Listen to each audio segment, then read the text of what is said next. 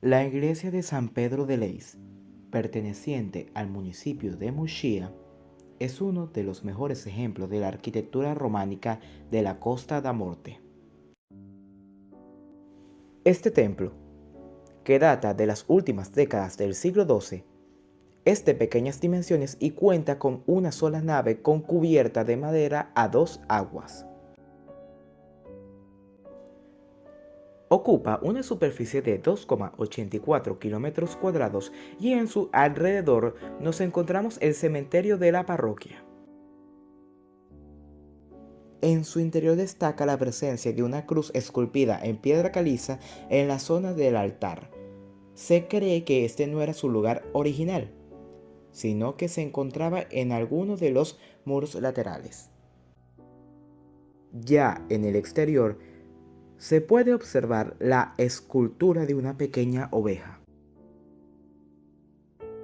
Además, resulta llamativa la presencia de usos sillares de tonalidad rojiza. Estas piedras rectangulares no son originales, sino que fueron colocadas durante la última reforma del templo, en la primera década del siglo XX. En 2006, tras 4 años de obras, el templo apareció renovado. Por ejemplo, en el Campo Santo hubo que extraer varias toneladas de tierras que dejaron al descubierto las primitivas canterías y los empedrados. Los operarios aprovecharon la ocasión para nivelar todo el entorno. Tras la reforma, la piedra también vuelve a reinar en el interior del templo, tras haberse extraído bastante cemento.